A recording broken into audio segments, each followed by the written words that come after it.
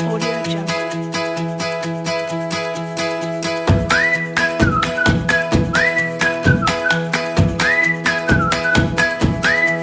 Audio Jungle.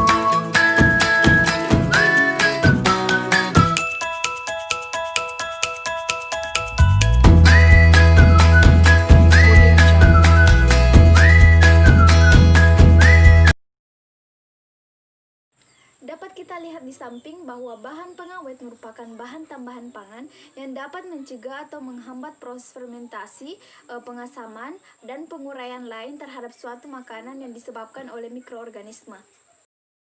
Baik, selanjutnya itu kita akan membahas mengenai tujuan penggunaan bahan pengawet. Dapat kita lihat di samping ada 6 tujuan penggunaan bahan pengawet. Yang pertama, menghambat pertumbuhan mikroba pembusuk pada pangan, baik yang bersifat patogen maupun non-patogen. Dan yang kedua itu memperpanjang umur simpan pangan. Yang ketiga itu tidak menurunkan kualitas gizi, warna, cita rasa, dan bau bahan pangan yang diawetkan. Dan yang keempat itu tidak untuk menyembunyikan keadaan pangan yang tidak berkualitas rendah. Dan yang kelima itu tidak digunakan untuk menyembunyikan penggunaan bahan yang salah atau tidak memenuhi syarat persyaratan. Dan yang terakhir itu tidak digunakan untuk menyembunyikan kerusakan pangan. Selanjutnya itu macam-macam bahan pengawet. Ada 2 macam bahan pengawet. Yang pertama itu alami, dapat kita lihat di samping.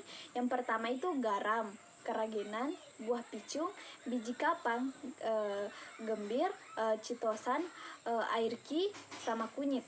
Baik, selanjutnya yang kedua itu bahan pengawet buatan, diantaranya yang pertama sodium benzoat, sodium nitrit, kalium sorbat, natrium sorbat, kalsium benzoat, asam benzoat, sulfur dioksida, kalium nitrit, formalin, dan lain-lain.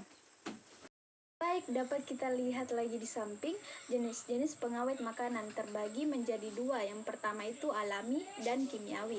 Alami itu yang pertama itu pendinginan, pengeringan, pengemasan, pengalengan, penggunaan bahan kimia, dan pemanasan. Sedangkan kimiawi itu yang pertama itu teknik fermentasi, dan yang kedua itu teknik iradiasi. Baik, selanjutnya kita itu membahas dampak positif dan negatif bahan pengawet.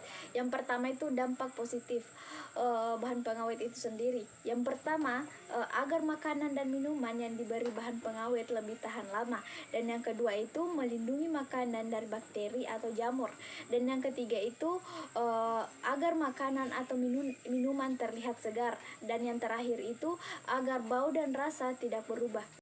Baik, selanjutnya itu dampak negatifnya. Yang pertama itu kalium nitrit, di mana kalium nitrit ini dapat menyebabkan keracunan apabila digunakan secara berlebihan dan dapat menimbulkan beberapa penyakit. Yang pertama anemia, yang kedua itu sesak nafas, dan yang ketiga itu sakit kepala dan radang ginjal. Dan yang kedua itu kalium propionat.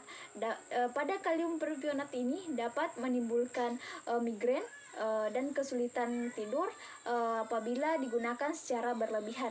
Dan yang ketiga itu di dalam tubuh natamsin ini juga bersifat toksin atau beracun, sehingga bahan pengawet ini dilarang untuk dicampurkan ke dalam makanan maupun minuman, baik sedikit atau banyaknya digunakan.